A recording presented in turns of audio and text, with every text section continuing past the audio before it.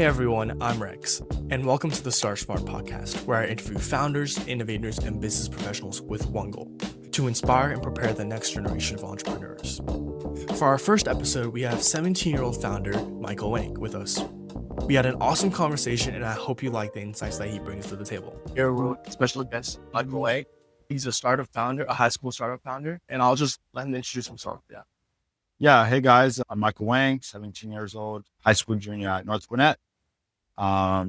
Play baseball, but one of the youngest founders to be backed by Georgia Tech. Previously, I was a part of the residency. I'm the youngest researcher across 2 divisions at Emory University to publish papers. And yeah, now I'm building Esto. Currently, we manage over 60 million in assets in real estate. Yeah. So tell me more about how you really got started with Esto, right? I know it's not a lot of high schoolers are getting into like startup fields too early. Yeah. You see a lot of college students getting into tech and AI, but I see you starting early. So tell me about that. Yeah. So to give your viewers maybe some context about what I'm building, basically we automate property management for property managers, whether that's accounting, background screening, maintenance requests, tenant communication, the whole workflow, automate it for property managers, and then aggregate data and predict rental market across these units. So I started with solving a problem in my own life. And yeah, I get to the point like, hey, like I built this product, it's solving a lot of problems in my life, and I want to share it with the world. Right. Yeah. So I think you mentioned before that your mom is real estate management. You were working with her, and Yeah. she really brought up some issues with that. Yeah. Was there like one specific moment where you thought, "Oh, this is like, something that's like the problem"? Oh yeah. Oh yeah. Funny you should mention that. There was this one time, um, it must have been like 12:30 in the morning or 1 a.m. And these 4 girls living in this house in Buckhead, they call my phone, like just constantly texting, like, and I wake up like, hey, what's going on? And they are just ecstatic that their basement was flooding. It was like there was a downpour that night, and I think one of the pipes burst, and yeah, their basement was just flooding. And I was like, hey, like, what's going on? And it's like, my basement's flooding. Okay, FaceTime, but let's fix the issue. And I point them towards the issue, like, hey, this is the water main, this is the water meter, turn it off, right? All you got to do is turn the faucet, turn it off, and all the water to the house is off. You like the flooding will stop. And that didn't happen, right? I'm definitely not perfect, but yeah, eventually I had to drive out there at 1 a.m. and 45-minute drive just to turn a faucet off. I was like, hey, there's something wrong. Like this could have been solved a lot easier. And I did that. All right. Yeah. So speaking of girls, you told me I actually had a conversation with him before. He actually told me that he wanted to have 100 kids, and I just wanted to know what's your like motivation with that. Like personally, yeah. Yeah. So I'm religious, so I'm Cool. Christian. So I think like one of our biggest purposes here on earth is to have kids. But even like for atheists or non-believers or other religions, I think like if you extract yourself to a third person, like really wonder like, hey, like what are we doing here? Like what's our real purpose in life? Other than just being ourselves and living it, like why were you born? Philosophically, it's to have more kids and to have as many as you can, but you should also be able to support them the best way that you can. I Do think you, that's very yeah, do you think important. that's your motivation in getting into a startup to kind of gain wealth for those children? Well, I don't think it's just wealth, Mhm. right? Like, Yeah. there's a lot of things that's important except wealth, experiences, ideologies, legacy. These are really important things. Wealth is just another factor, right? You want to give your kids everything in life for them Right. to succeed and have more kids. Right. Absolutely. Yeah. You mentioned you were a Christian. Do you think for the viewers out there, that's shaped a large part of your life? Or when you're meeting a lot of these startup founders, do you see them having like religious views, or is it not very popular? Yeah. So I think an unspoken part about not just startups, but business in general because people don't realize like how many believers there are Right. actually out there. Just I don't know. Maybe like the traditional believer isn't very outspoken about what they believe, but yeah, it's there's a lot like believing in Christianity isn't just believing, but it's the discipline. It's a Mhm. lifestyle, right? Right. A lot of the teachings in the Bible teach you like, hey, like you got to live your life this way, this way, this way. Don't drink alcohol. Don't excessively do this. Like uh, sex before marriage, you shouldn't do that. And these are not just good general life practices, but things like if you actually follow through, like, hey, like you'll live a very devoted, good life Mhm. and be able to succeed in what you want to do. Yeah. Yeah, I heard before it's like there's no like downside to being Christian. There's definitely evil in the world. Like Mhm. life is not fair. It's very cruel. But that being said, it's balanced. Like there's yin and yang. If Right. there's such a great evil, there has to be such a great good. Mhm. I think that's where part of my belief is. Like there's so much evil out there. Like there has to be an opposing force to that. Yeah, that's actually very interesting. Like I'm Christian myself, but it's hard to like follow like every single like commandment or practice that in the Bible. But I think it's very helpful to like have that discipline, as you said. Right. Yeah. Let's going back to like your startup. You mentioned you were got accepted into the residence. Could you explain more about like about that program and how what you got of that? Out of that? Yeah, sure. Like to give a little context, the residency is a few weeks. You move to a house in the program to ship and build your startup or whatever you want to do with a bunch of other founders. I think that really helped me a lot because when you're surrounded by so many committed people who genuinely love what they're doing and they work like 997, sometimes even more than that, it's just so motivating and you can learn so much so quickly and you're in such, I wouldn't say pressure free environment, but you're in an environment where you're kind of forced to do good just by the people surrounding you. Like everyone's like working so hard. I mean, it's just such a great place to be. Right. Yeah, a lot of these members that were there, they were mostly like college students, mostly Yeah, college they students, were, most of them were out of college. right? So, Right, out of college. Yeah. yeah. Yeah. So like you're kind of one of the younger or maybe Yeah. youngest people in many rooms, right? Yeah. So how did you really like sell yourself or like have that credibility with these like people that may have more technical skill or what's your take on like age wise? Yeah. Age, the only difference I think age plays among people, especially, is experience. Like the older you get, the more you can experience. But like we've all met like 30-year-old who still plays base like video games out of his mom's basement. Maturity wise, like age actually doesn't affect that much. I think like it's very important for people to learn and fail fast and just mature quickly. But as far as credibility goes, it's important to have like stat packers, right? Like for me, like that was one of the youngest researchers at Emory, researching biology and AI machine learning. You know, just being involved in the community to like put yourself in a position where it's really hard for other people to say no. Right. Yeah. Yeah. I think it's very hard for like high schoolers to break out of that traditional path, like just from high school, college, then getting a job, Yeah. or like maybe financial or whatever. Really. What do you think? Maybe those out there they want to break out of that path, maybe start their own journey, their own like startup. What message do you have to them to try to like take that first step? Just do it. Like Mhm. Nike says, just Right. there's really nothing. It's like a lot of times I think people are overthinking, like especially in high school, like grades matter, college definitely matters. Like the name of your school, like no matter what people tell you, it matters, especially in the early stages of people's career, like from what I've seen in my own eyes. But it honestly doesn't matter that much. Like it's definitely going to be easier for you to open doors coming from a big name school like Stanford, MIT, Caltech, Berkeley. But if you don't produce, like it doesn't matter.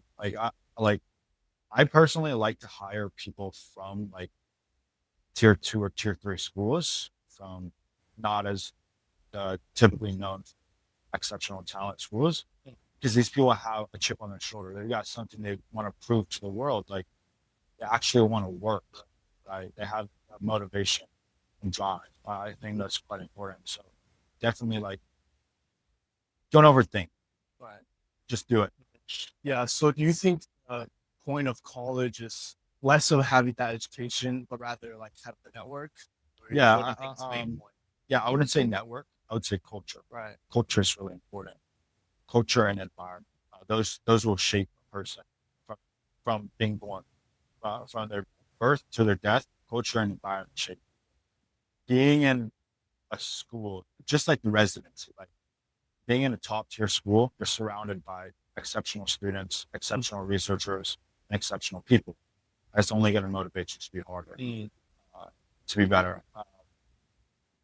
Yeah, I definitely think that helps. But that being said, like even if you're at like a community college or a junior college, there are still people like that out there. They have their own circumstances, which maybe they weren't able to go to like a top school, but you can still surround yourself with exceptional people no matter where you are. Right. What do you think they should do to try to break out of those, like maybe they have a lot of like these relationships with their own community college, a lot of relationships within the community college. What do you think they should do to kind of meet people that are more successful and that could help them with their career growth? Like, do you think maybe cold emailing, things like that? From a career standpoint, if you're in community college, your alumni network probably isn't going to be that great. And you probably don't want to mention, like, hey, I'm from community college, especially early there. If you're in a community college or a 2-year college, I'd say the best advice is to keep studying. Go to a 4-year college. It doesn't matter which one. And then build a name for yourself. Have some accomplishments. Show that, hey, like, I can produce. The thing with like top tier schools is like people go, you go there and like people assume that you can produce because you're there. Right. And that's a fair assumption. You're at, say, like Stanford or Harvard only because you produced in high school. But again, if you produce in college, community college, there should be no problem, especially for careers. I'd say like hackathons is a great way to meet like super cool and Right. Yeah. I heard like colleges may not have to be like the first or second in that specific major that you maybe. It's more of the prestige that like businesses or. yeah, I don't think it matters later in the career. I don't. It matters definitely earlier. Yeah. But again, it depends what you do. But yeah, the thing is like when you're young, you don't have as much time to produce and pack your resume, like say like, oh, I did this, I started this, I published this paper or whatever. Unfortunately. So then people just go back to number 2, like where'd you go to school? And how prestigious is that school? It's typically like you go to a prestigious school, you either gotta have be plugged into the community, know a lot of people, or you genuinely know how to produce. Right. Those are the only 2 ways you can get into a school like that. So that's what people assume. Right. Yeah. I know for you, you've gone through so many different fields, you've explored so many different fields. I do believe that there's definitely no one path to success. Yeah. How do you think for the viewers out there, they should be exploring, especially if they're exploring the different interests that they have or kind of branching out a lot? Yeah. I think ages 10 to 20, you should explore everything. Whether you like it or not, just experience. Pathways to success, I would say there's 3 things you want to look at. Number 1, how much do you love it? Number 2, how good are you at it? And number 3, how much money can you make from it? Unfortunately, nowadays it's really, really difficult to have all 3, to love your work, be good at your work, and make a lot of money from it. So I would tell like people like you should focus on the second 2, right? Like what you're good at and how much money they can make. Yeah, I like how you put that at number 3. Like I feel like there's many ways to really gain money. Like you could start like a restaurant, you could get money from that. It's just so many paths, but it's really about which it's that. Speaking of that, what do you think fulfills you? Like, I mean, yeah, we touched on having kids. Yeah, I think that's one of the biggest ones. aside from that, it's just like experiencing things. Like, I guess you can say like I've been a jealous person, or like I have like FOMO. Like I fear missing out. Like I want to experience everything. Whether that's flying on private airplanes, having a big boat, or just living my life in like a farm in the Midwest. Yeah, I just want to experience everything. Do you think that's a trait that's helped you on your journey as well? Like unique or unexpected skills you think you or like you think wouldn't help you, but it actually has? I'd say like the ability to talk to girls. That's an interesting take. But I think like a lot of men, especially, like don't have the option when it comes to reproduction that side. So you want to be able to control that. Like if you have the option, but you don't pursue it, I think that's good. Like there's a lot of people typically get consumed by obsession, like over girls or what, or significant others, and that kind of stuff. But that obsession, you can kind of abstract business in general. Like some founders may be obsessed with raising, and that might not be the best move. Best move, especially early, would just be built. Like, when you're obsessed with the wrong thing and you can't control it, that's really bad. Yeah. Do you think people should build themselves before looking at going into other relationships, or do you think it's like you need like balance? Yeah, you definitely need a balance. But I would say like for guys, like we don't have like a timer, so you can have kids as late as we want. So there's really no rush for us.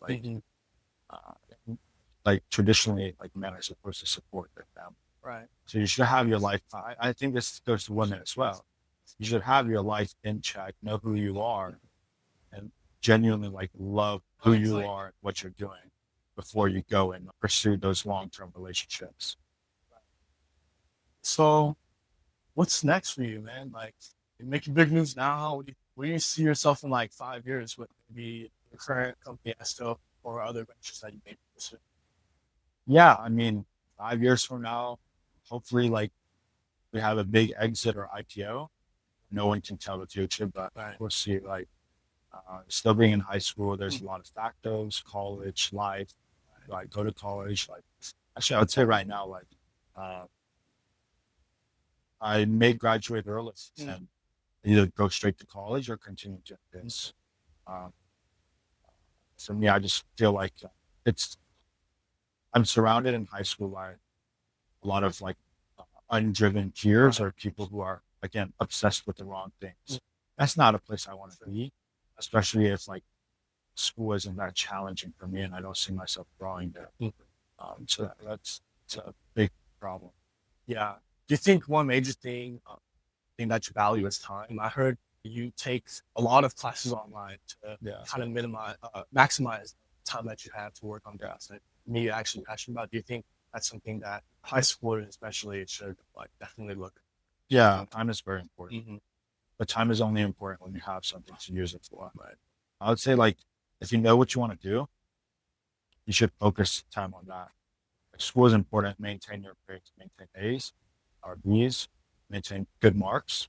But like a lot of the times, like grades are not indicative of success, right? The only reason we want good grades is like how fast can you learn this material and how much of it can you retain. That's a very important feature of life. You should have that skill, but again, it's not indicative of success. Right. Yeah, like if you know what you want to do, spend that time and do that. Take the online classes. If you don't, again, I think you should stay more in school, explore a lot of different subjects like math, science, history, English, see what you're actually interested in and dive a little bit deeper.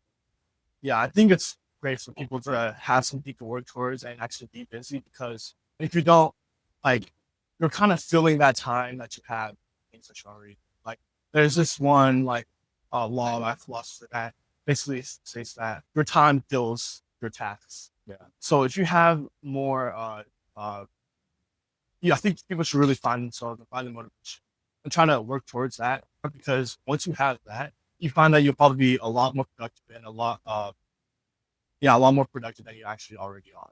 And you can reach your full potential with that. Yeah, to piggyback on that, like I think philosophy is really important. I personally don't like history and English, but philosophy and questioning why we're here, who we are, and just asking why to everything. Which I mean, like that goes back to being a kid. Like, Yeah. we'll have these second graders saying, like, why this, why that? But that's a really good skill to have. You should always ask why. Yeah. I like one of the CEOs that I worked with in this internship. One main trait that I felt was interesting was that she was never afraid to ask. I feel like it's a great skill to have, to always be taking innovation, being a lifelong learner. Yeah. That's quite important. But also, like, it gets to a point where you should control the amount of information you intake. It's not all information is good information. Like, there are, like, with social media now, like, it's really easy to be misled. And, you know, it's not good to be misled. Right. Unfortunately, it's easy now. Like, we see a lot of people being, like, misled by social media, big media, everything. Right. All right. So closing this out, what's one last piece of advice you want to leave to some young entrepreneurs or people that are trying to make that first step into doing what they actually love? Entrepreneurs, I would say just do it. Like, if you want to start a car detailing business, start small. Like, just take one step. I'd say, like, it's very important, not just for entrepreneurs, but for life in general. Just take small steps every day. What I like to call wins, right? If you have small wins every day, it compounds eventually. Getting 1% better. Yeah, 1% better. Just like having small wins, like whether that's challenging yourself, doing something for you, taking a step towards entrepreneurship, financial independence, whatever it is, just small steps. Okay, like this could be like, for me, like I started small wins are taking cold showers, walking earlier in the morning. Those small wins really do compound and affect your life. That's all I have for you today, Michael. Thank you for coming on. I hope you guys enjoyed the episode. Please follow my journey through our TikTok, Instagram, and Spotify, all linked down below. If anyone wants to reach out to Michael, I'll also link his information there. There's going to be more episodes to come, so please stay tuned for those. As always, we're having conversations that build the next generation. Peace out.